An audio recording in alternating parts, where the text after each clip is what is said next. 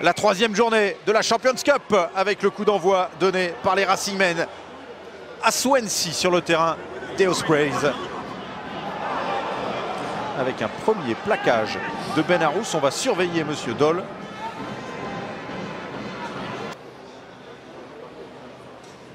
Et le lien parfait avant 3/4, le coup de pied de Gousson pour ouvrir la marque.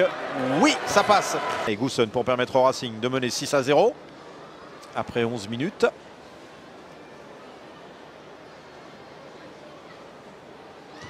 Allez, pas de souci.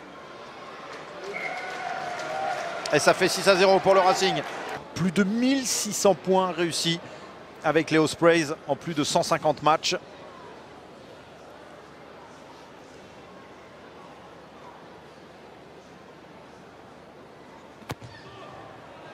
Elle est bien.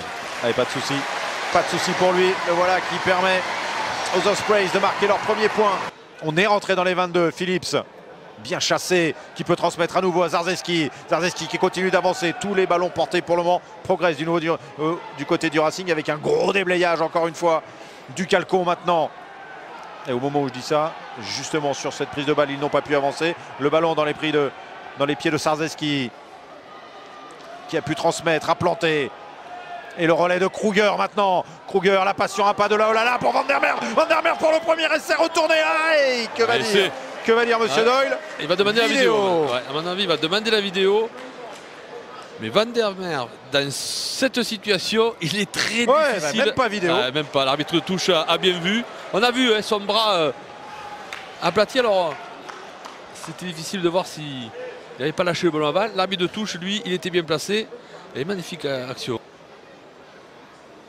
Il y est. Pression de haut en bas.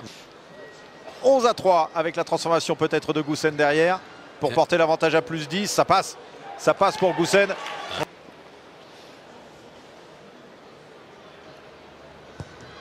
Et ce sera le cas. Ouais, impeccable. 16-3 en faveur du Racing. Mais qui a été laissé quasiment 2 jours au repos après le match terrible qu'il a livré contre l'Afrique du Sud. Il s'est envoyé énormément. 2 jours où il n'a quasiment rien fait. Et Steve Tandy, le coach en chef de cette équipe des Ospreys, a dit c'est la première fois qu'on faisait ça avec Dan Bigard, qu'on le laissait souffler autant. Mais c'était nécessaire pour qu'il soit opérationnel aujourd'hui. Pour le moment, il l'est. Il permet à son équipe de revenir à 13 points. À 10 points, pardon, 6-16.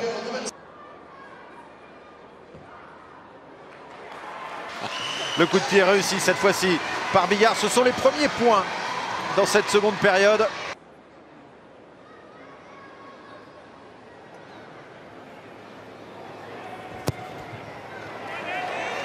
Le coup de pied de Bigard, lui, passe et réveille le public qui est quand même là. Machenaud qui va inverser peut-être. Et repartir avec Lacombe. Ouais, le 19 qui met un petit peu de temps à se dégager. Bernardo qui fait beaucoup de gestes, hein, c'est normal pour Bernardo.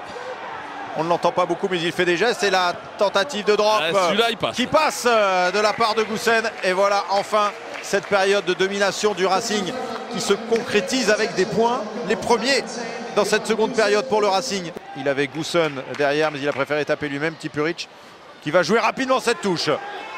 Walker, Evans avec Dirksen. Et ça sort bien, ça sort bien. Webb. Il est surnom, il est surnom. Bigard, la passion à pas pour Tipuric qui est vraiment partout. Il revient dans les 22, il peut libérer ce ballon derrière pour Webb, que c'est bien joué. Webb qui peut transmettre derrière pour l'essai. L'essai validé. L'essai validé de Matavesi. Magnifique sur cette touche rapidement jouée des joueurs des Ospreys. À la 74e minute. L'ancien Racingman. Ah, c'est cruel, hein. Ça se sentait. On a cru que le Racing avait... Alors ils ont mis 3 points qui leur permettent... Ben voilà, vous parliez du match nul. Pour l'instant, c'est le cas. Est-ce qu'ils c'est où match nul? Vous prenez le risque de perdre le match. Et on va garder le match nul. Et on en reste là, 19 partout, ils auront été devant pendant quasiment tout le match, les Racingmen, pour finalement concéder le match nul. Et quand on voit le déroulé de ce match, c'est une contre-performance, je pense, pour les Racingmen qui avaient l'occasion de faire un grand pas vers la qualification pour les quarts de finale, mais qui finalement concèdent le match nul aujourd'hui sur le terrain des Ospreys.